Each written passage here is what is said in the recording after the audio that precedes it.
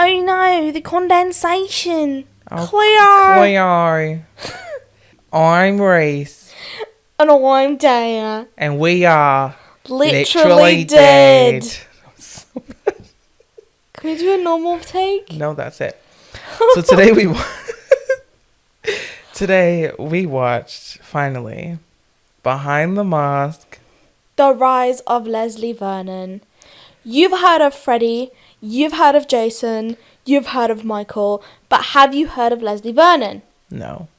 No. Kind of irrelevant. But No. you are about to... Hell yeah. This is the second slasher we've covered.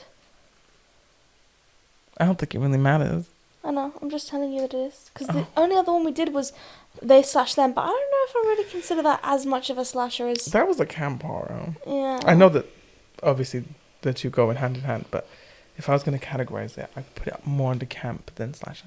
That's fair enough. So then this would be the first one. And by camp, I mean like at a summer camp, Yeah. but not camp as in fun gay movie. Yeah. It is gay, but not fun gay. Yeah. I mean, it's kind of fun gay. I mean, it's literally about a conversion therapy. Yeah. Camp. What's more fun gay than that? Probably circuit party. I don't want to talk about circuit parties. What a mess. Anyway. It's also the first mockumentary style film we've covered on the pod. Oh, it may be. Yeah. You're right. Oh my god. Do you like mockumentary films? I do like mockumentary films, especially when it's done in a clever way. What's your favourite mockumentary? I don't know. My brain's gone blank. I just can't remember a single mockumentary. I can just kind of picture scenes. I just can't remember the name of them. Oh, okay, fair enough. What about you? What's your favourite mockumentary? For a long time it was What We Do in the Shadows. Oh, that's a good one, yeah. That was one of my favourite films for such a long time. And then I really like Rec, the Spanish film series. I've seen three of them. Is that a documentary? Well, yeah, it's found footage, I guess. Yeah, I was going to say it's found footage. Yeah, I guess so. But I feel like mockumentary and found footage kind of go hand in hand. I don't know. No. Okay, sorry. That's like saying that not poltergeist. What's it called? I don't know. Paranormal. That's like saying Paranormal Activity was a mockumentary. Was found footage. Oh, okay, fine. There you go. Fine. Ooh, there we go. But the first Rec movie starts off as a documentary about firefighters, but turns into a documentary about zombies. Yes. So, it still counts. It still counts. It doesn't count. It still counts. It doesn't count. Anyway, we're gonna be spoiling the film from now on. No, you wanted to do preamble. Yeah, we're doing a preamble. We did a preamble and you ruined it. You ruined it. What even is a preamble? You just keep using that word and I'm just like, A preamble is the preamble. little chat before we get into the source. Oh, no, I just like to get right in. I like it when it's a hello, how you doing? Oh, hello, how you doing, guys? Thank you for tuning in with us for another week. We really value your viewership. I hope you guys have been well. Have you been well at home? How have things been? Yeah. Oh, so glad to hear. Like that, but I was doing a call and response. Yeah. I hope you guys responded. Like that, except less Dora the Explorer. Oh, okay. Can you say... Can you say slasher movie? Great. No, you didn't wait long enough. Can you say behead? Amazing. I feel bad for people who are just listening on audio. Did it pause? Yeah, okay, it would pause. Great. So, we want to give you a spoiler-free synopsis. Oh, yes. So, if you want to watch this film without it being spoiled, go away. Watch the movie. We watched it on YouTube. And come back when you're ready, okay? Are you not doing a spoiler-free synopsis? I am, but I'm just doing... But they can listen to this. Fuck off. Listen to this and then go away. No, go away. I don't want you here. A documentary crew follows around the next great slasher, Leslie Vernon. Dun, dun, dun. Dun, Okay, dun, dun. get out, because we spoil him from now on. Go away. Here we go. It starts off with a voyeuristic shot of a woman taking the trash out. She's like a waitress at a diner, and the cameras are very like hiding in the bushes and stuff. Mm-hmm. And then the door, the brick that holds the door, gives way, and the door slams behind her. Which, by the way, she's wearing this like really ugly pink like waitress uniform. I thought it was orange. By the way, she's wearing this really ugly orange waitress uniform. It's hideous. So bad. It's really like short, and then it's got like the apron thing on it, but only on the bottom. Mm-hmm. And I don't know, but like whenever I spill anything, I always spill it on like the top half. Like the bottom half of me never gets like dirty. No. Well, sometimes obviously. They can't like, get past your boobs. They can't. That's the truth. Let's be honest. It doesn't get past your boobs. Fair enough. Yeah. Apart from people drop hot water on my feet. Oh my god, that's horrible. Are you okay? What happened? Who did that? A bitch. Oh my god. Is everyone okay?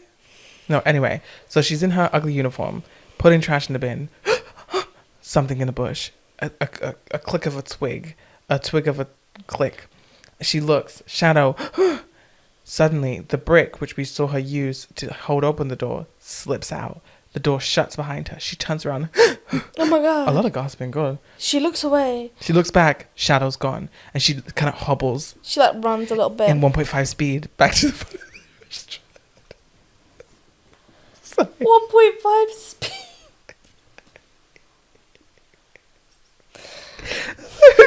Sorry. And then now that was our little like cold open, but there was no murder this time. Because usually when a cold open happens, a murder happens. Yeah, so it was a bit abrupt. It then cuts to a documentary host who is currently talking about... Slasher villains like they're real. Yeah, she says like, is our little town being taken over by the darkness that took over other similar towns? And then she goes over like Elm Street, Crystal Lake, Haddonfield. And you're like, okay. And for those who don't know what that means, Freddy Krueger, Michael fucking Voorhees, Michael Myers, Jason Voorhees. That's it. Michael Matthews. Michael Myers. Sorry, I'm so tired. We got this guy. I keep thinking of when you said Michael Matthews, I thought of that one drag queen.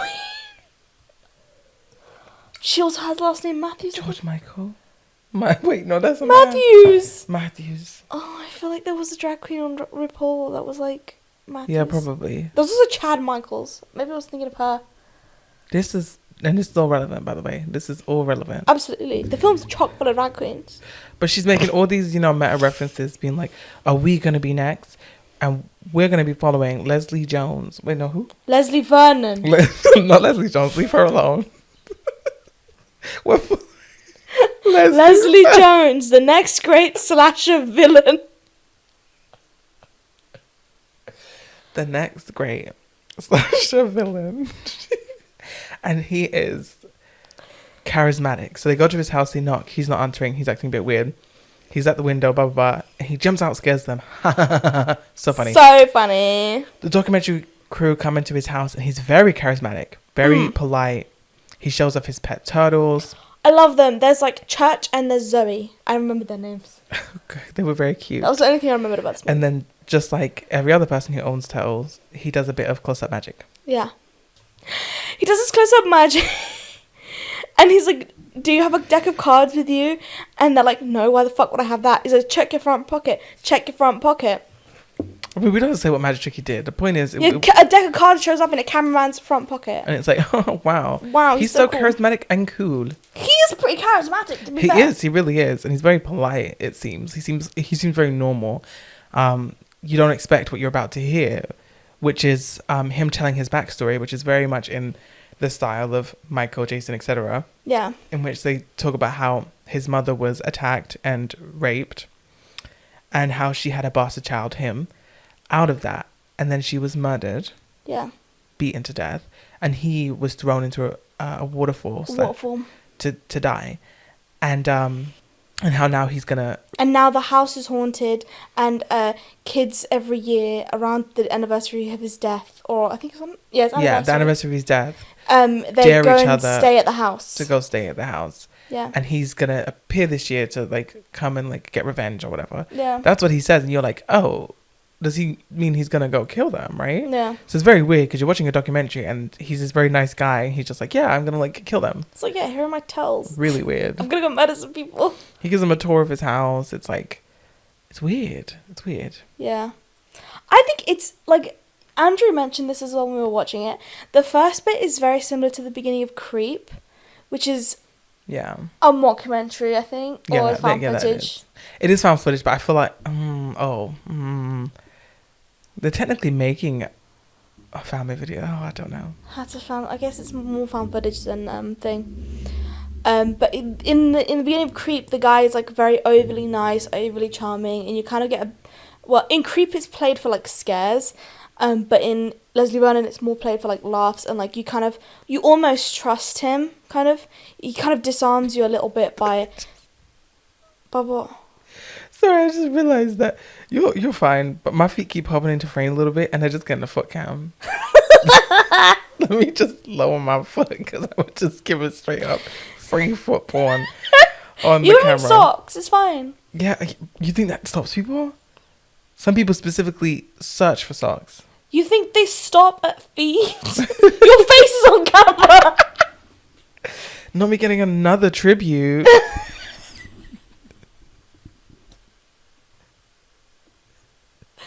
Just please, if you're gonna do it, just do it on like your laptop screen. You can wipe it off. Don't print off an image. Don't waste paper like that. Do it on your You're phone. burning the earth. Do it on your phone. Do it in an eco-friendly way. Do it on a projector, so then you can just get on the wall. Right? Use it for Unless you're renting, don't do that. Think about your deposit. Because you can't wipe it off because you may like damage the wall, the paint, the wallpaper, etc. I think once it's fresh, you could probably wipe it.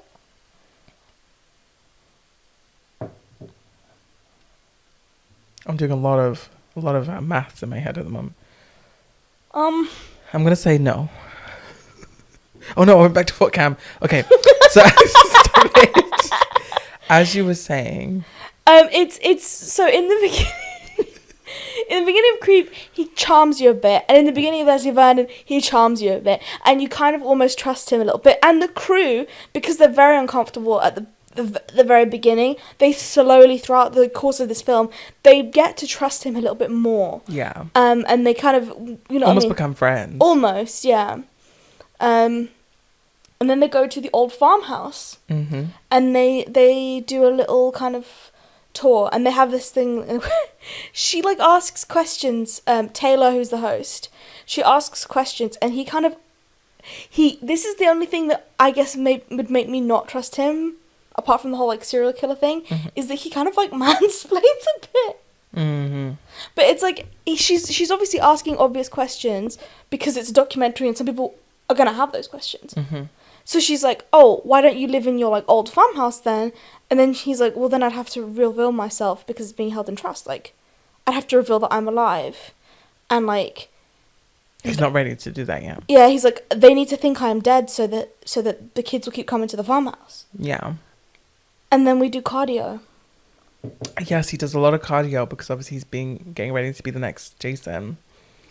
This bit's really funny. He's like drenched in sweat. He's like, yeah, running while you look like you're walking is like really hard.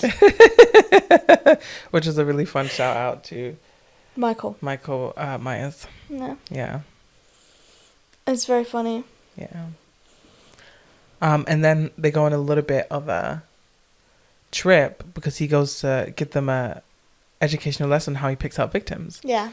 So they take his car off to a school and they sort of park up across the street, and he looks at the different cliques of kids and he says, oh look, you want something like that, and he points at some jocks and some pretty girls, you know, people with like young fit bodies and healthy libidos, and then he points at a separate group B Of nerds, and he says, but you want a mix of that too, and he says ideally you have a group that is a bit of everything. Yeah. And then importantly you want her, and he looks at this one girl who looks a bit timid and shy and points out that she is the virgin. Now if you watch horror films, you know what the virgin is. Yeah. It is a very common trope, that the final girl in a horror film, who is the last character that usually survives or fights the big bad guy, is typically a virgin, or at least supposed to represent virgins. Yeah. This bit kind of like annoyed me a little bit because There's this part. So he calls it. He says it's an industry term, and the term is survivor girl. But if you've been listening and to other podcasts or to ours, you'll know that we usually refer to it as the final girl, and we do that for a reason, and that's because it was actually. Do you know where it comes from? No. It was actually like a term described in a book about horror films. The book came out in the 90s. It's called, I have this book. It's called Men, Women and Chainsaws. And it's written by Carol Clover. And she's the one who really coined the term. She was one of the first people to actually write like a whole book about slashers and about that relationship between like slashers and gender-based violence. And this film came out in 2006, and so I don't understand why they keep using this annoying word. They're like survivor girl, and I'm like, that doesn't roll off the tongue. No. I think you should just call them the final girl, because it's already a recognised term. Like, Cabin in the Woods comes out like 3 years later, right? Or 4 years later, and I think they use it. I don't know. That was just a personal thing. But there you go. You learned something new, maybe, hopefully. I don't know. I agree with you, but then I think about this as like being a meta thing, right? Mm-hmm. And these are the killers in the universe. Yeah, outside of the horror films, we might call them final girls, but inside of the horror films, Mm. they don't know that. They don't have that book inside horror films. Oh, yes, so. So I can just suspend my disbelief. That's fair. It's just like it's a stupid like film student thing. And then when they're in the car, he's like, Taylor asked Leslie, so is this the group that you're going to target then? Or have you just discovered this group now? Like, is these the ones you're going to get? And Leslie's like, oh no, that would be like awful. I picked my group months ago. Yeah, in advance. He said, if I was picking it now, I'd be far too late. Yeah. I'd be running behind. And one of the camera guys is like, oh yeah, it's like a pie. It's like, here's one I prepared. Yeah, he said it's like when you cook on TV. Yeah. And you like prepare one earlier. And he's like, that's a stupid thing to say. Like, I think it was the host that says it's stupid. And like, everyone's just looking at him like he's a fucking idiot. Yeah. But it was like such a good comparison. Honestly, that's exactly what's happening. What's the problem with that comparison? You know what? Sometimes you're working on a set and there is just a member of the crew, especially the lead, that is just a bit of a cunt. Yeah. And you know what? The crew are always hotter than the cast. Why am I saying that? I don't know. Oh no. I agree. I'm crew. Yeah. I'm telling you, everyone thinks like, oh, actresses are so attractive. You ever seen a hot ass man or woman with a tool belt fixing some lights for the scene, or boom mic, rigging up a camera, and you're just like, you ever see a sound person with their like arms and they're like holding the mic up? You're just like, okay. yeah, I believe you won't drop that on my head. I trust you. I'm like a cinematographer / like a cameraman or a camera operator. Yeah, just like, yeah, sorry. You having a moment there, are you? Not me like reminiscing about your hot camera guy. I love that. I can't even think of a hot. Well, it's multiple. Oh. Because there's multiple sets I've worked on. Yeah. I just love it because, like, I don't know, when they're nice, when you get really nice, like, camera operator. When they're dickheads, then it's like, who gives a shit about you? They're so for themselves. You can be as attractive as you want. They're but you're usually a dickhead. dickheads when they're a camera operator / director. Oh. But when they're just camera operator, they're so good at their job. They know exactly what they want. Yeah. They're so talented. And then they just build a relationship with you as an actor. And they're just like, they make you, sorry, I get flustered. Okay. And now he does this thing, it's called the flyby. But basically we get to see now how the brick thing when she's taking out the trash in the beginning of the film. The cold open. Yeah. Where she comes out in her ugly uniform. You guys might remember that. No. We find out how that scene was actually staged. Yeah. He attaches a fishing wire to the brick that she uses to keep the back door open.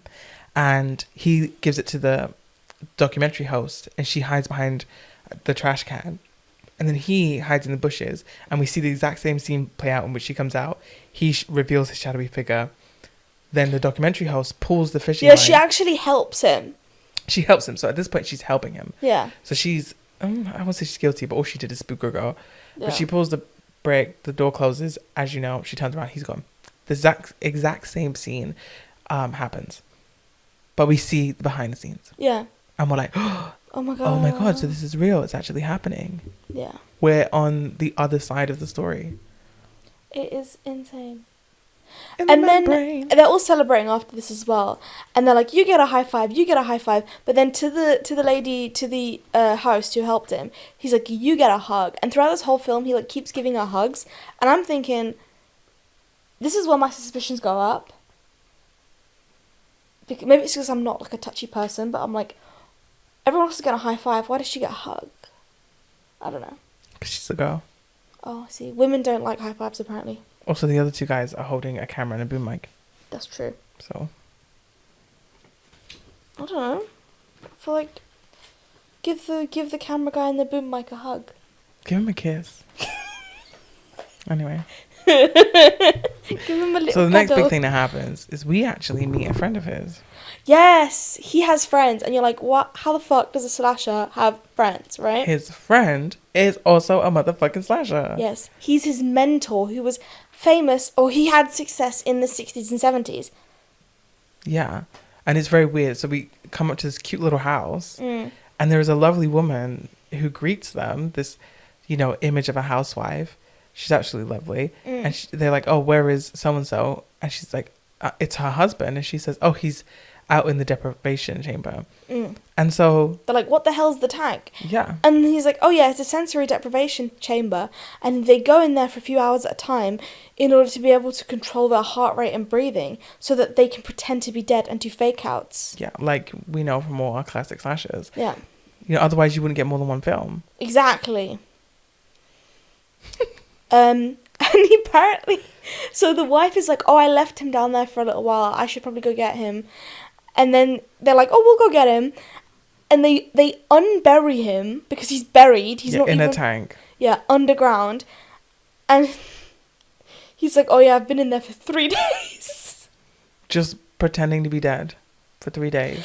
But because he's retired, at one point they're like, why does he need to do this if he's retired? And Leslie just goes straight up and says, I don't know. Yeah, it's very weird. Because they never know when to be brought back for a remake. Oh, I guess he's there for the remake. Yeah, you never know. Maybe that's what the joke was. Maybe that was the joke. Maybe it's like, oh, why do they still need to say Freddy? He's retired. And it's because they never fucking retire titles. Yeah. Because there will be another Freddy Krueger. There will be... Oh, actually, I don't know if there will be another Halloween. Maybe in like 10 years. But you know what? There were a few times I thought there wouldn't be, and there was. Yeah. But then the Friday the 13th is probably the one that I'm most doubtful will have any continuation, because they're still in like... if you didn't know, the producer and the director of Friday the 13th are in a legal battle over who owns Jason. Because... I don't know why, but they've been in this battle for like years since the like last remake we've had. Mm-hmm. Apparently there's been talks that they've sorted it, but I've not like heard any... until we get a movie. Well, if you know, drop it in the comments. Yeah. Until we get another movie or the game gets revamped again, we're not gonna know. They have this very interesting discussion with the retired slasher. Mm-hmm. Because she's basically like, oh, the business of murder. Because she's at one point, he calls it the business. And she's like, what's that? The business of murder. And he went, no, the business of fear. Yeah, and he makes this whole point about how there's, the battle of good and evil, and that it's their responsibility to be that evil so that there's good. And it's just a bullshit excuse for just killing people. It's like a very crazy person's like philosophy of it. Although I did like the phrase business of fear. Yeah, that is very fun. I think it's a cool phrase. And it kind of it feels almost religious. Mm. Especially the way they talk later in the film. It just feels like they kind of like worship these great slashers, and they're like, I want to like be them, you know? I do think there's an element of that, but I wouldn't use the word religious. I don't know. That's how I kind of perceived it. Because I think, to me, it almost seems corporate. Okay. I think it's displayed so much as just business and a job.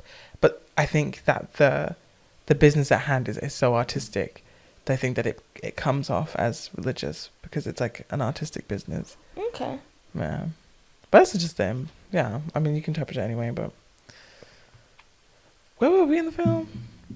What's that Oh, yeah, we're at his house, yeah. So he says that to the host. And he gets a little bit aggressive with the chopping board, and she gets a little spooked. Yeah. And his wife's like, "Why don't you go get a drink?" And then it cuts to them back at what's his face, Leslie's house, and they are planning on doing a red herring. What is a red herring? Well, it's explained to us that a red herring is a preliminary attack. Yeah. Thank you for letting me try. You did really well. I'm really proud of you. It's essentially where they do a fake out attack. So, in most classic like slashers, there's sort of an early attack that happens before the main event, where no one usually dies, or someone that isn't obviously one of the main characters dies, and it's just a bit of a spook just to get the. She needs to see the killer, Yeah. and someone needs to get hurt or die, but it can't be someone too close to her, otherwise she gets spooked and she goes. Yeah. And they decide to do this at a library. And you see them plant like newspaper clippings of Leslie Vernon's backstory, and like those like discs that have like the pictures of old newspapers on it. Mm-hmm. They click through in the thing. And he basically, it's really interesting because he photoshops and makes up a relation between Kelly, the final girl he's chosen, and himself. They're not related at all, but apparently her great uncle is the guy who raped his mom. Do you know what I mean? He makes a fake news article that says that, but she doesn't have an uncle, a great uncle, sorry. No, she doesn't. And the news article is fake. Yeah. But and the host of the documentary does point this out, and she says, "Well, that's not really like honest." And he says, "Well, that's what we have to do in the business. You know, sometimes we have to fake a little." No.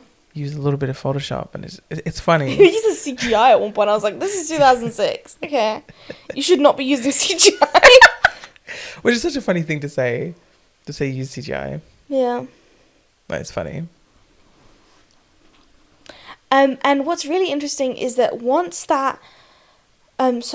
you see them set it up, and you see them like doing all the prep, and him planting the article and switching out the discs, that kind of thing, it switches styles from documentary to regular film style. Yes, the style switches, and it's almost like we're immersed in an actual slasher movie. Into an actual slasher movie, and we see her walk in with this newspaper clipping, and she meets up with the librarian. Who she's so cute. Knows very well. Very adorable little woman. She's so cute. And she's like, "Oh, I have this newspaper clipping from 30 years ago. Do you have anything about this?" And the librarian's like, "That's so old. We wouldn't have any newspapers that old, but they might be on the micro discs." And then we get this shot of her looking at the computer, at the micro disc, reading it, and then the camera is sort of from the perspective of the sort of computer facing her, and we get this really close-up nook shot where she's underlit, and it's very interesting. Although it does kind of look like a TV movie. A little bit, I will say. Yeah. Well, to be fair, they had a low budget. It was charming, though, in that sense.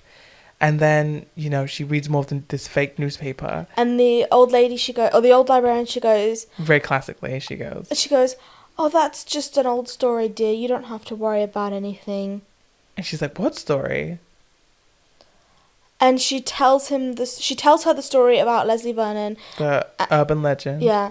And how he was drowned. Because it is revealed at this point that Leslie Vernon killed his own parents because of the way he was treated on the farm. Because he was basically, like, used as a slave. Yeah. Yeah. And after she says, "But don't worry about it," like, he's long dead. Like, the turtles ate his bones. Leslie pops up. Yeah. In his little outfit with his mask on. It's the first time we get to probably see him wearing it. Mm-hmm. And he's wearing overalls and a sickle, very farm boy. He's ready to attack the librarian. But behind him appears a mysterious man with a gun. And he says, "Stop it, Leslie. This ends now." Yeah. And Leslie does some, like, flipping around and jumping and hopping on top of the shelves. And is like, "Yeah, you can't get me." Yeah. All that cardio paid off. It really did. Although he does get shot. He does get shot. But it is revealed later that he was wearing a bulletproof vest the whole time. But cut to him outside of the library with the documentary crew being very excited about what just happened. Like, "Oh, that was so cool. That was so fun. Like, oh, it went so well." And he gets excited because he has an Ahab, which is a person who represents good in the world.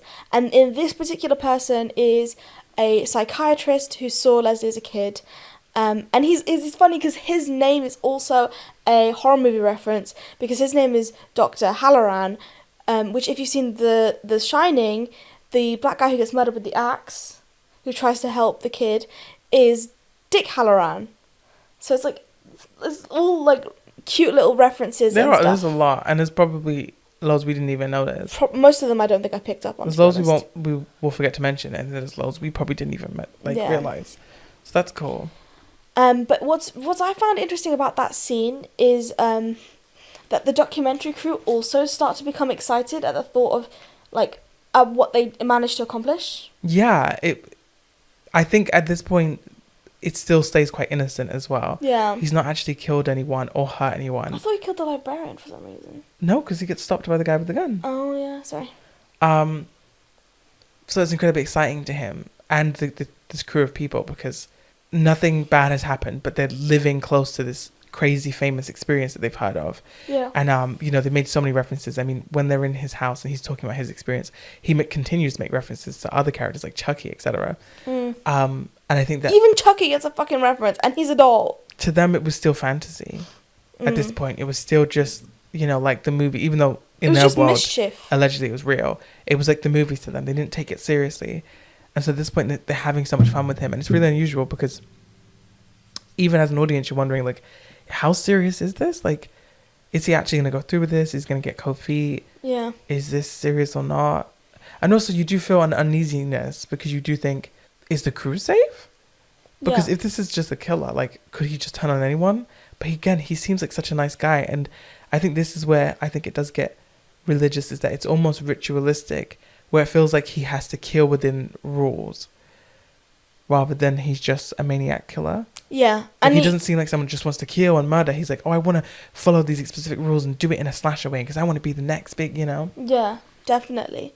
I definitely agree, because the way he talks about certain aspects of the ritual, the things that we know about, like the final girl circuit where she discovers all the bodies, is actually just a way for him to be able to prepare other things that he's got laid out, or the fact that the final girl always grabs a weapon is things that he's planned on. Like slashers have unspoken rules, and to us that's like fun references, but to him it's a way of life, those spoken rules.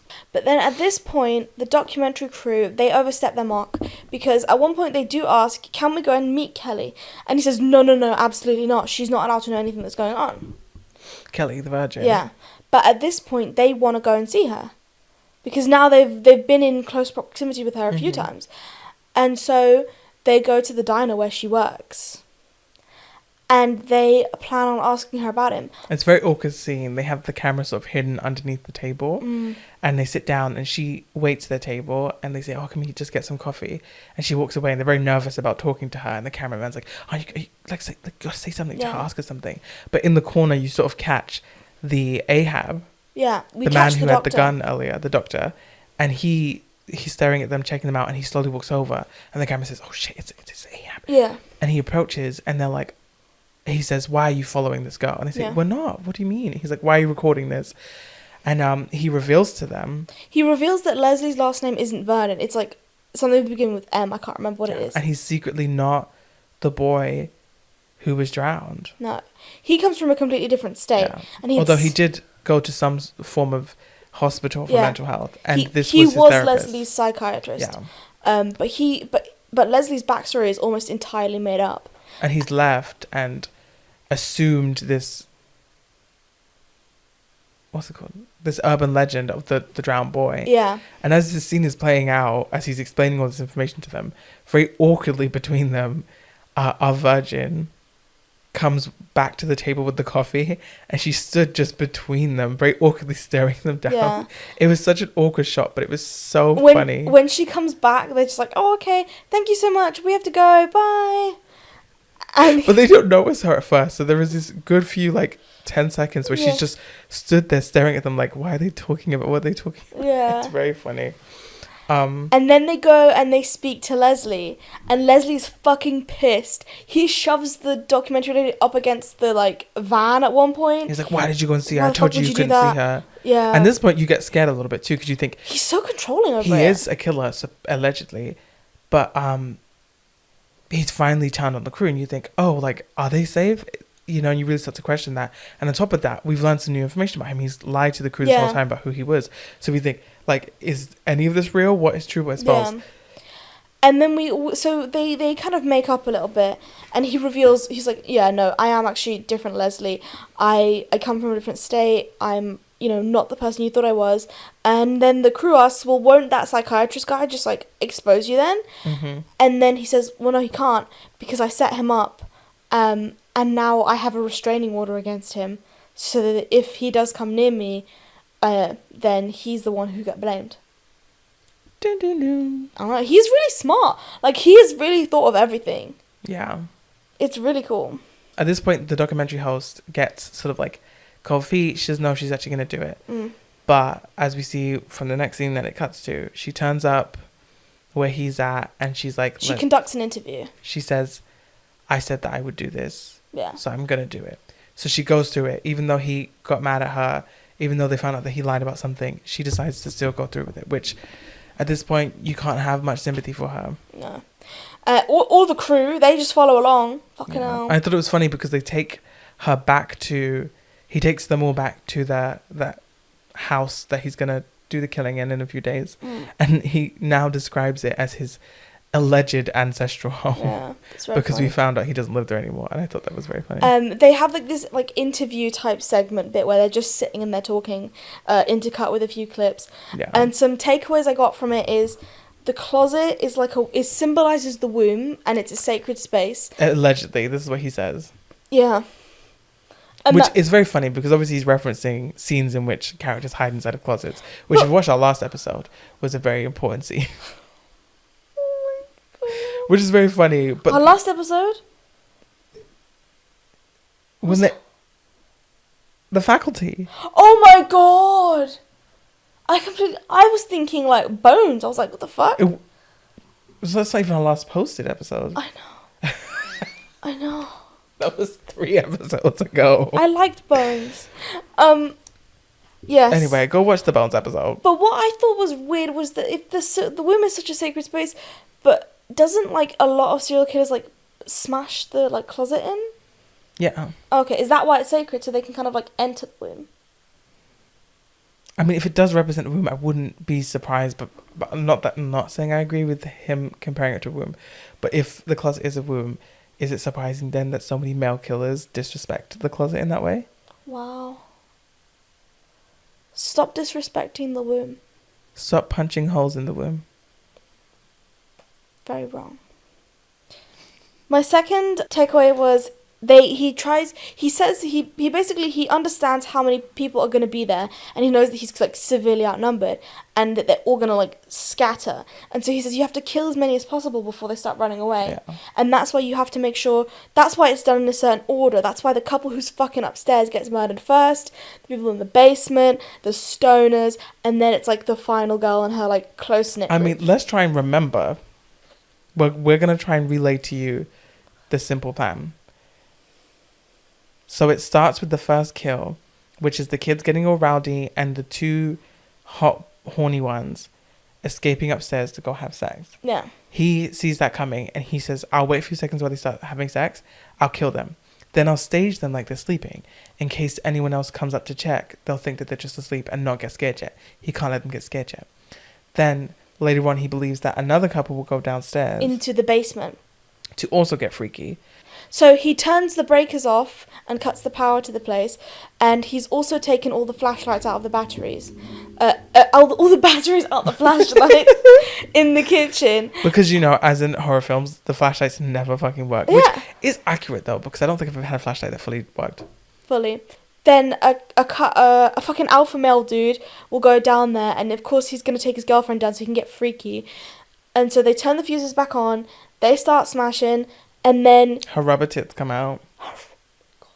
Well, at this point, he's describing it, so we get visual aids to see what the events he's describing, and he starts describing like the boobs, and we see this close up of what seems like prosthetic rubbery boobs, really weird, bad rubbery boobs, and it's like scary movie-esque. Yeah, and it's funny, but it is so out of the rest of the style of comedy of the film. Yeah. So it's quite shocking. I mean, the host does call him out on it. Says, "Well, that's a bit distasteful, A bit gratuitous, isn't it?" Yeah. And he's just like, "This is my story. This is what's gonna happen. Like, what do you expect?" And yeah, so he'll turn off the fuse again and kill them while they're down there in the basement. Yeah. That's kill too. By that point, someone will go upstairs to check on the first couple. Yeah. And they'll be like, "Oh my god, what the fuck," right? And they'll run out. Yeah. And he'll get them out when they're out, right? Yeah. He'll reveal himself when they run out. Then he'll like get one. He'll take that body to scare them back in the house. Yeah, to scare them back into the house, and he'll take that body from the one he kills outside and put it in front of the shed. Put it in the tool shed, so that if anyone goes in there, they'll get scared away from the tool shed, because he doesn't want anyone to go in there. Apart from the final girl, because it's also a sacred space, but for him. Yeah, his tool shed is sort of, I mean, like, I assume most chauvinistic men, his tool shed is his temple, and so only she is allowed to enter. And by the time she does enter, because he expects her to come later on, he expects her to take a weapon from the shed, an axe, a sledgehammer, etc. Phallic weapon. He describes them as phallic weapons because he believes that it is symbolic of her taking his manhood. Yeah. He says she empowers herself with cock. That is his wording, yes. Yeah. And it's really interesting because when he says the closet is a womb, Taylor, she goes, "Are you pro-life?" And he just fully just stares back at her. But then when he says about her empowering with cock, right? She goes, "Oh, so you're pro-life and a chauvinist." Which, you know what? If even a chauvinist can be pro-life, then maybe we can all be friends. No. Kumbaya, my love. Kumbaya. I don't want to be here anymore. I'm so tired. Okay. And then he also, because this is still prep time. The killing hasn't even started yet. No, guys. this is him just describing the events. Yeah. And we gave you a very bad version of it. Absolutely. But just so you know, that's kind of what's going to happen. He's also nailed all the windows shut. And they're like, wouldn't they just smash the windows? And he says, no, unless they're on the second floor. Yeah, he said, wouldn't you smash the window? He says, you know what? You'd think, but they never do. He said, and if they do, then it's always on the second floor. And then they're stuck on the roof and they're fucked. What the fuck? Why don't they smash... He wasn't wrong, though, because that's what happens in horror. Do you know what? He isn't wrong, because every time I've watched a slasher movie, I'm like, just smash the windows and leave that way. When I was watching even when I was watching, do you remember that really shitty vampire anime that I thought was so funny when I was a kid? Oh, what's it called? Diabolic Lovers. Sounds very familiar. With the, it's like anime Twilight. But she gets, captured, right? And she's in this mansion, and they lock the doors. It's like the reverse harem. Yeah. And all these, fucking clown-looking men. And the little boy. Yeah, and the little boy with the teddy bear. And they're all trying to, molest her, right? And the door's locked. I'm like, why don't she just take a chair and smash the window? And it appears that we've actually had an original thought that slasher victims have not had. No. Well, I think this is one of the things I liked about the film, because a lot of the humor does come from these references to horror films. Yeah. And I feel like that happens a lot. It's very common. But because of the nature of this film that we are following so closely to someone who is so in the story, the slasher, but is also in this film so out of the story, in the sense that we're seeing him so out of the story, that we get a ton of references. You get references all the time, but just small things like that, I feel like you wouldn't normally get, because it's just so small and insignificant, but not because of the nature of how this film is being filmed. Absolutely. I convoluted that, but you get the point. Yeah. And then Taylor asked, she says, is that not cheating though? That you've blocked all the exits apart from one? Yeah. And he says, no, it's just preparation. Yeah. He says prep time. Just like me stealing all my sister's cards when we play. That's just you being a bitch. It's preparation. It's prep time. It's prep time. Oh god, it's like, you know, Batman would be Superman. Prep time. Prep time. And they have a little, like, they go through what would happen, which is what we explained earlier. They predict will happen. And then we meet back with Gene, the older slasher, and he comes to the cabin. Yeah.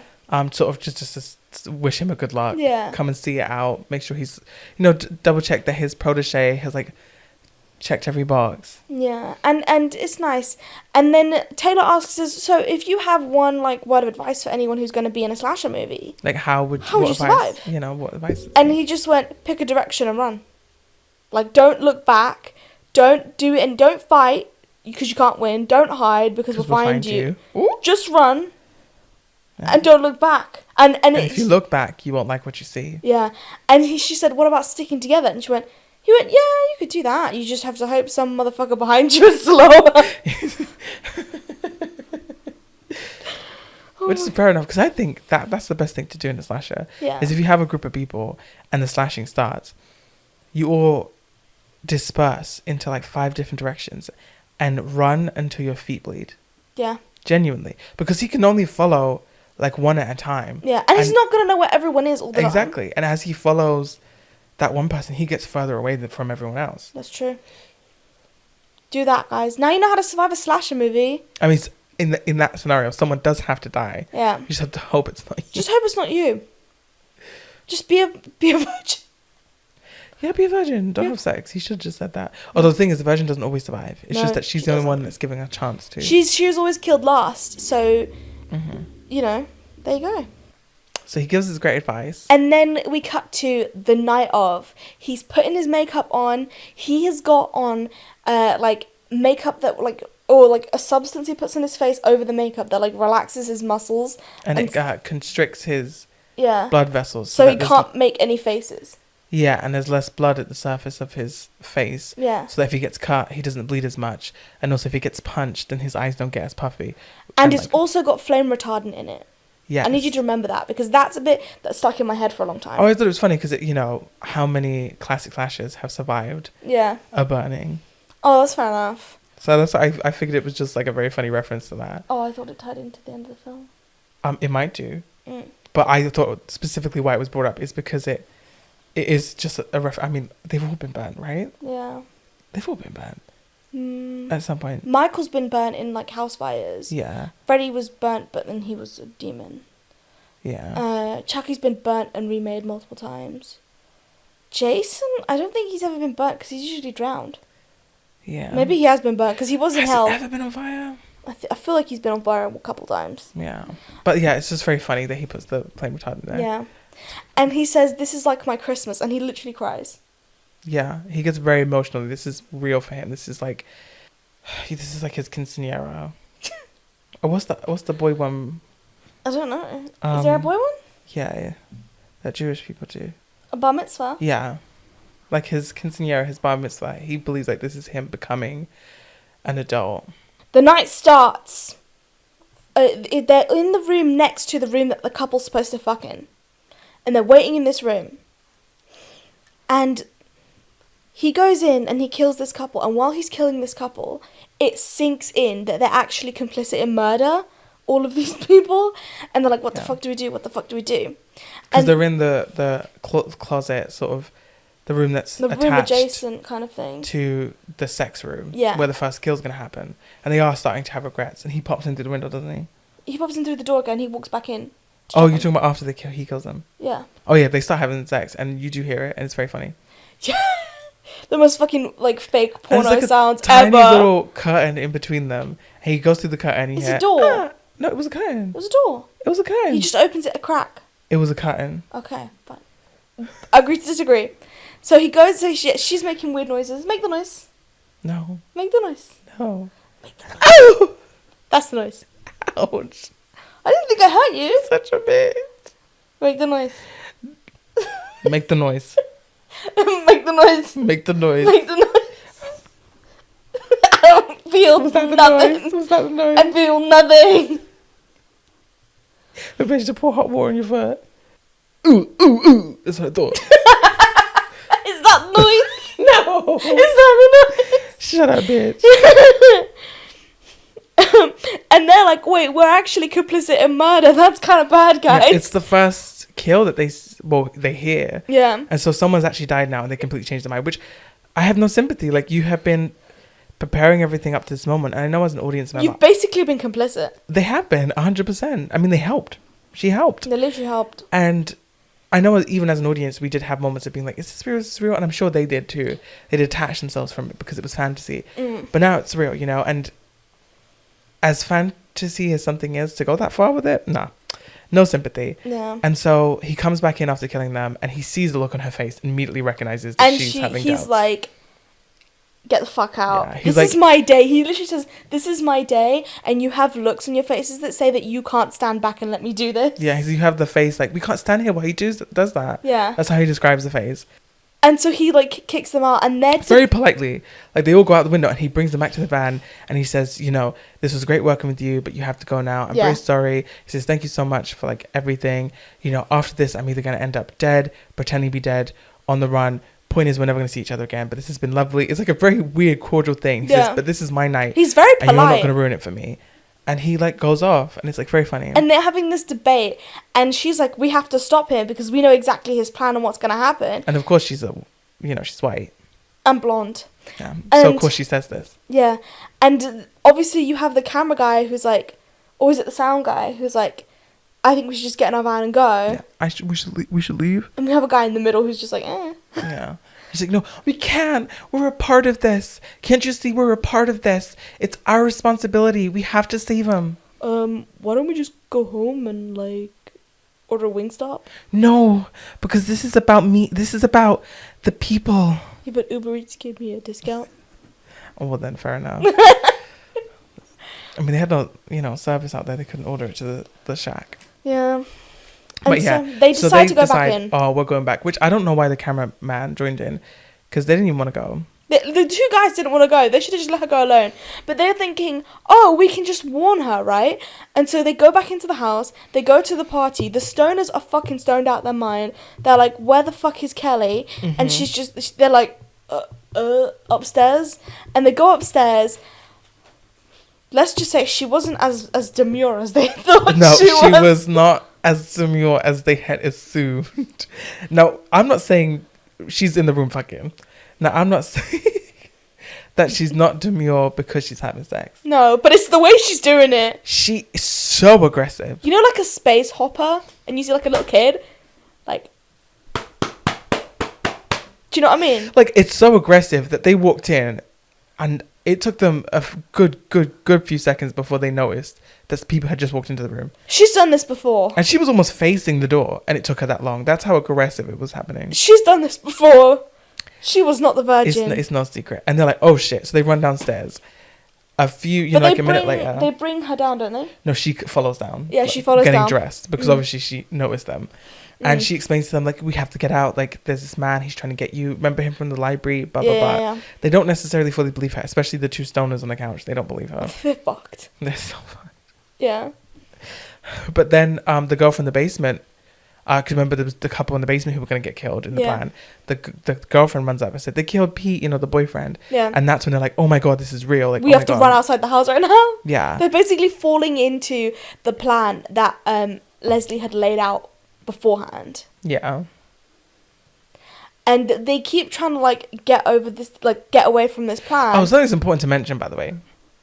Actually, we should have mentioned this before. Yeah. The film is done in the style of a mockumentary, but when they were at the van and she decides that we have to do something about this, she makes them put down the cameras. Yeah. And it switches to just being a horror film. Yeah. It switches to film camera. So at this point, it's no longer found footage. It's no longer a mockumentary. This is just filmed. It's just a slasher movie. Yeah, and it's very cool because they're on the outside of a slasher movie, and we've had many scenes where it cuts to it being a slasher movie. But now the two worlds have collided, and they're in it. Put that camera down, the camera merged together, and now they're in the movie. Which is so weird because they've been there the whole time, but to have that sort of cinematic parallel with the story that both colliding at once, it was just very cool. It was really cool. So all of this that we're describing has been filmed now in the style of the film. Yeah. But yeah, so they're all in the house freaking out. They run outside the house. Mm-hmm. I think Leslie kills off a couple people. Yeah, but he kills like one. And then the boys also go out to the tool shed. They get killed. Oh, the stoners, yeah. And he's like waiting for them in the tool shed, pretending to be like a scarecrow. And one of the stoners is like, "Oh, I want a scarecrow like this in my room." And then he just gets stabbed the fuck out. And then he goes outside to the other stoner, and then he stabs him with like some big tool. Yeah. That he like rips his heart out with, and then politely drops the heart into the palm of the man he just disheartened. It's a very cool shot, I think. It is a good kill. You can see as he does all these steps, right, that even though the camera crew knows exactly what he's going to do, they have fallen into that kind of formula as well. Well, they're trying to break it, but he's adapting to it. Yeah. So they're like, oh, we know what he's going to do, so we'll do the opposite. But he's adapting. He's already accounted for the extra people, which at first seems incredibly impressive because you think, how is he doing this so last minute? Like, he never knew any of this would happen.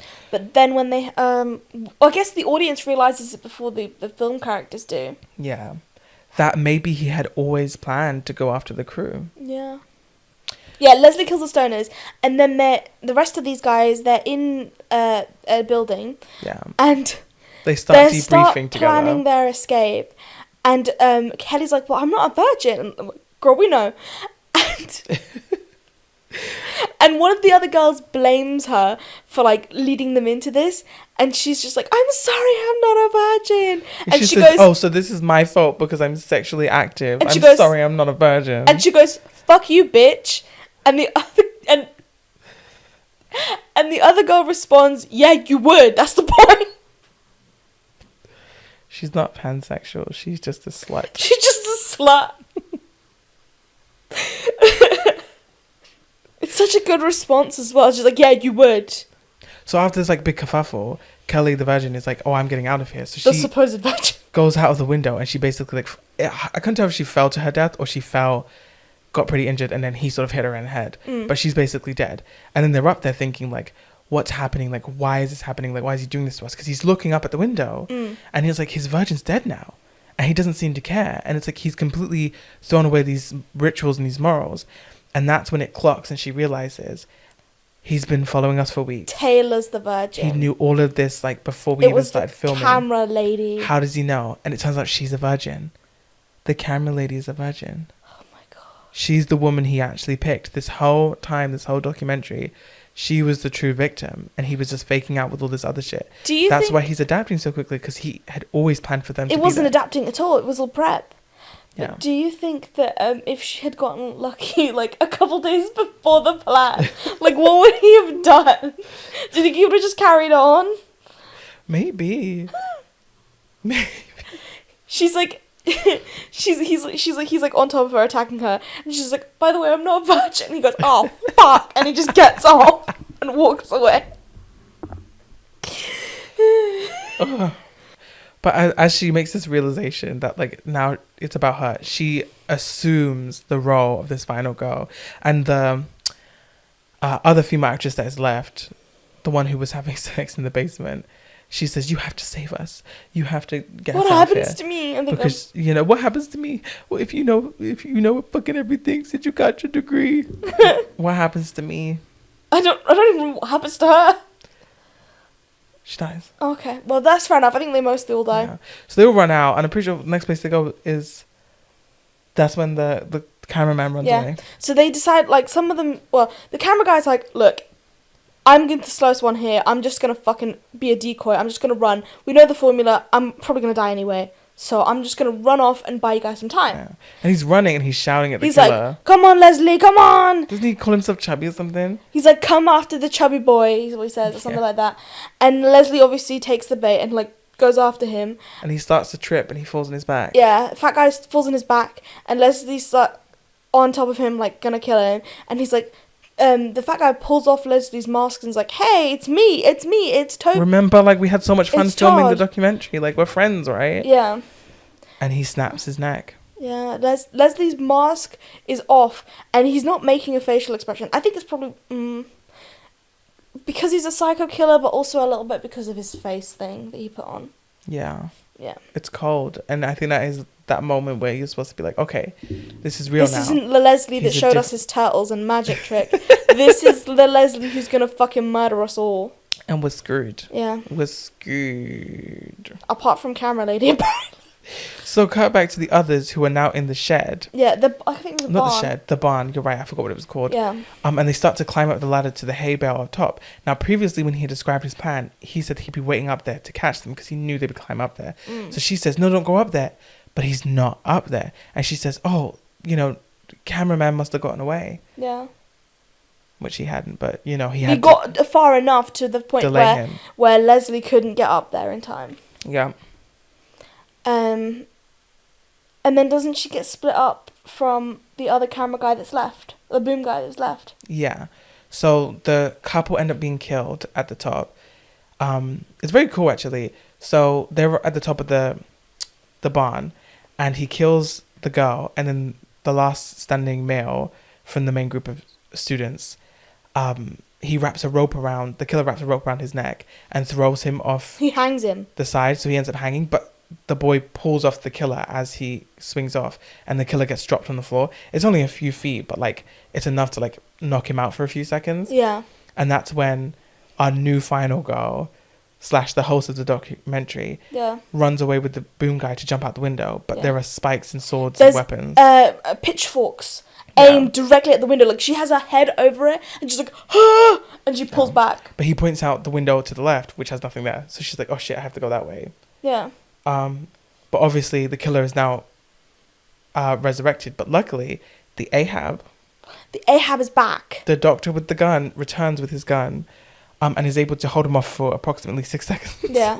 The killer almost instantly kills him. It's it is not played out. Yeah. And then that's when the boom guy now has to buy some time for our final girl. Approximately another 6 seconds. Yeah, he's like, okay, do your thing. I'm ready for whatever gruesome thing you have for me. And he just sort of shoves his head into the wall. Yeah. And he's out. But she jumps out the window down the sort of hay bale slide. Yeah, the corn slide. She goes to the shed. Because she knows that's what she's supposed to do. Yeah, she picks out a weapon. I will say, he described earlier the shed that when she would get a weapon, that he would sabatage all of the weapons at the front. So it would only last one hit. And then in most classic horror films. She would grab his weapon. Yeah. She said she has to grab my weapon. He specified that he would only sort of sabotage the ones right at the front. And help, And so I was like, why didn't she go to the back? She grabbed the first weapon, the one she knew that he had messed with. Yeah. It's very funny though. He does that. He says he sabotaged it, because he needs it to. He cuts the axe so that it will break. He loosens the sledgehammer so it falls off. Yeah. He blunts the pickaxe, and he says that I hope she doesn't get a good swing in. Yeah. Otherwise, on the first hit. Yeah. And you know what? You're right though. Why didn't she go towards the back? I don't know. Yeah. But yeah, and then so she, with her weapon, she makes her way into the woods. She goes into the woods. Leslie's behind her and in front of her because he's doing his cardio around her basically. And he had described the woods earlier because there was a small opening to the woods. Yeah. And he described it as a. Oh, did he describe it as a womb? No, he describes it as a womb. He describes it as a passage. Yes. And that she a birth canal that she must go through to become a woman, to become and she comes out strong, the other side, then it's loses her innocence, like being reborn. Yeah. Again, it's a lot of genital reference. Yeah. They definitely read Men, Women, and Chainsaws. They have really to have. They really did. And they arrive at another building, but this one is for turning apples into apple juice. Yeah, which we were in earlier. Yeah. And he was making apple juice. It's sort of this crusher machine that you turn to crush and apples. Crushes apples. And he asked, what's that for? And he said, well, this will be used to hurt someone later. Yeah. That was sort of the foreshadowing. Yeah. And she does hit him with the axe, by the way, in the woods. In the woods, yeah. And she knocks him down for a few seconds. Just take the blunt weapon and beat him over the head with it. She could have, but she took her time doing it, and by the time she picked it up, he had disappeared. Yeah. So she makes her way into the apple juice little shed. Yeah. They have a fight. He's on top of her. And she very sensually, so he's on top of her strangling her. We've all seen the scene before. She very sensually drags her hand from his chest down to what seems like his penis, like she's going for his penis, but then makes a really sudden detour to the side of his belt. Yeah. To his sickle, which is his signature weapon. She picks up his weapon like he wanted her to took his manhood in her hand. She could have taken his, and it would have worked the same, I think. She could have just grabbed his actual balls. But yes, so she takes the She could have just sickle crushed him. and she stabs him in the neck or the head or whatever. And he, it knocks him back for a few seconds. And while he's, in pain and sort of taken aback, she shoves his head In the apple crusher. And then twists it so that it's holding his head very tightly. And he's like, I knew you were the one. And she does another twist when he says that. And it goes crack, crunch. Yeah. And then she pours gasoline over everything. And she sets the barn on fire. She runs outside. And it turns out that one of the last boom guy, not the fat one, the skinny one, he survived. And so did the Ahab. Because he just got hit into the wall. Yeah. And the Ahab, the man with the doctor with the gun, also survived. Turns out, 6 seconds was all they could hold him for, but 6 seconds is also not long enough. I think that was the aim. He's like, if I can hold him off for 6 seconds, then I can live. Maybe that's true. It's like, if he's chasing the final girl and I'm just in the way, he could just bat me out the way and then I'm out. That's a good point. I'm not in the game anymore. And then it cuts to a shot of the burning barn. And it fades away. And it's very eerie and there's a weird sound. But I would have thought you should have put a silhouette there. You should have put a little silhouette of Leslie Vernon there, I think. Or a sound of movement or something, you know what I mean?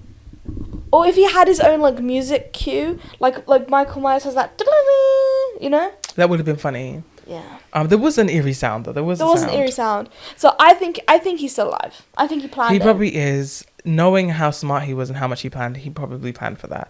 I mean, like he said earlier in the film, they do say, what's the apple crusher for? And he says, it'll be used to hurt someone later. I thought he says, it's used for making apple juice, silly. And then he keeps crushing apples, doesn't he? They said it'd be used to hurt someone later. Does he? I didn't hear that bit. Yeah, it was foreshadowing. Okay. Yeah. That was Behind the Mask, The Rise of Leslie Vernon. What did you think of the film? Maybe I was just sleepy brained while I was watching it, but I did give it a 3 out of 5. Because I thought it was silly, but it kind of made me giggle a good few times. It was really fun references. As you know, obviously, sat here doing a horror podcast. We like horror films. I like horror films. And so it's always fun to just watch something that just talks about horror films. Definitely. I can't lie. I mean, whoever's listening to this is listening and watching to somebody talk about horror films. So it sort of gave me that. So it was enjoyable for that sense. And then there was also some really funny moments. And I give it a 3 out of 5 for enjoyment mainly. I gave it a 4. I really liked it. Oh, okay. I had such a good time with it. My only issue is they didn't put a little silhouette of him at the end or something that would confirm he was alive. But I guess it adds to the mystery. But I really enjoyed it. I loved the subtle switches from what's it called, handheld documentary cameras to the actual regular slasher movie type cameras. Mm-hmm. You if you weren't rewatching the movie, you'd be like, oh yeah, now she's the final girl because it's switched and she's not in the movie. Or the fact that he only ever gives her hugs, and even the the old man and his wife, daughter, I don't know, because there's a big age gap between them. Is there?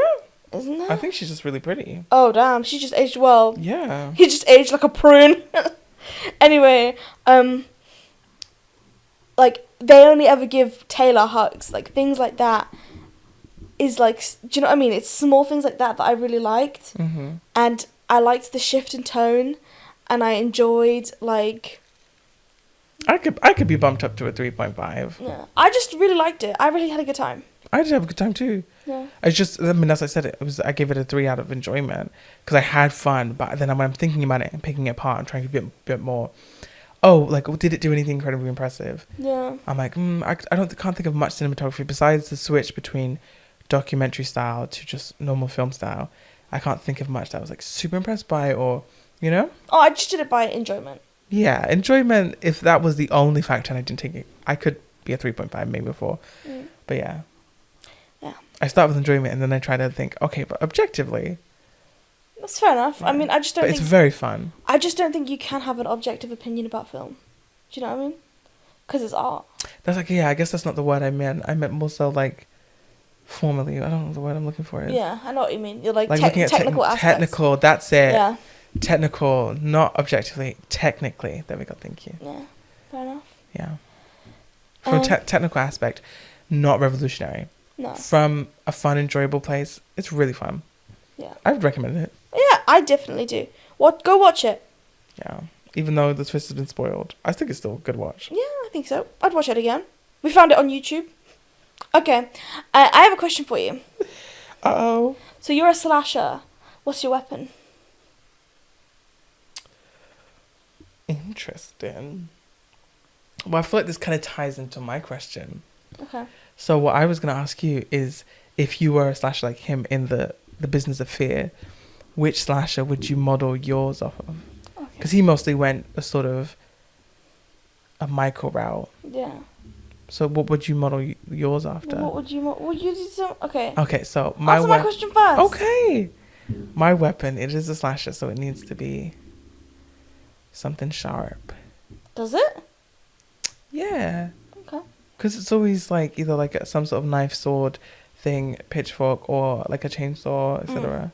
Okay. But it couldn't be like a baseball. That's not a slasher then. I know, but like, what about like a sledgehammer? A baseball bat, sorry. I guess. I guess you're right, yeah. Okay, fair enough. No, but I guess I'd pick a blade. It'd be like, something like a pitchfork, something to keep it at a distance, you know? Mm. I don't think I'm like a You don't want the up-close blood on kind of you? slasher. No. Fair enough. Yeah. I don't think I'd be a slasher anyway. Not that, yeah, I'd be more like a evil minions type of Queen of the Zombies type of killer, you know? Slay. What about you? I'd pick a hammer, but not like a sledgehammer, like a regular like thing hammer with the like two grippies at the back. Mm-hmm. I think because then you could have a really wide variety of kills. You could obviously have like nails, you could have the blunt object kill, and then you have the back, you could gouge someone's eye out with it. Yeah, that is good. Also, I like the feel of a hammer. Yeah. Yeah. If It's very, like, it's the right tactile. length. Yeah. Definitely. And you can just carry But around. who would you look up to? Who would you model after? Oh my Who'd be your icon? I don't Who'd be think I don't really inspiration? watch many slashers because it's At the Slasher Awards, like, who would you thank? I don't watch that many slashers. I'm a monsters, zombies, that kind of girl. Like I don't really watch many slashers. Like maybe I think because I'm like to annoy people, I think I'd probably model my slasheringness off of the killer from Black Christmas. Oh, okay. Because he like calls them up and he's like, I know you had an abortion, like what you doing, babe? See, I have a very similar reason. Like, I would take more of a Scream approach. I see. I don't like the whole, oh my god, I'm so obsessed with the last Scream killings and I want to recreate that bullshit. But what I do love is just the campiness of like calling people, the what's your favorite scary movie, the like sneakiness, the circles, the twists and turns. Who is it really? I want the drama. Fair enough. I think I like the guy from Black Christmas because he just kind of hides around the house, and even at the end when they think they've got the slasher, he's literally like in the attic. Yeah. And he calls them from in there. He's like, Girl, hey, the girl, call is coming from how inside you the house. doing? And he has such inventive kills. Like he wraps someone up in like bubble wrap and shit. Like he's murdering everybody. He's your icon. He's my icon, in fact. Yeah. All right. Well, that was a very fun episode. That was so fun. I'm proud of us getting 2 episodes done. I know. We were so overtired. We're so overworked. You see what we do? We did 2 whole episodes. These 3 people. In the description for YouTube, you will find some important links. BDS campaign, Palestine Solidarity campaign, Operation Olive Branch, all of those good things. And underneath those, you'll be able to find us. Where can they find us? YouTube, Instagram, sorry, Twitter that we never use. Twitter that we never use. I love that. That's TikTok. becoming a joke now. Twitter that we never use. TikTok. And you can listen to us wherever you find your podcast. Literally everywhere. Even, as I mentioned a million times before, Deezer. Why are we on Deezer? Why are you so hung up on Deezer? Because who the fuck uses Deezer? I don't. I'm going to check, and if I find out we have a listener on Deezer, That'd be so funny. I'd be so shook. If you listen to this on Deezer, if you're listening to Deezer right now, If you're listening to this on Deezer, shout out to you. I'll send you some money. I won't So you send can no stop money. using Deezer. God bless. Good night. Sorry, goodbye. Don't get murdered by any slashers. See you at the next one. Bye-bye. Bye.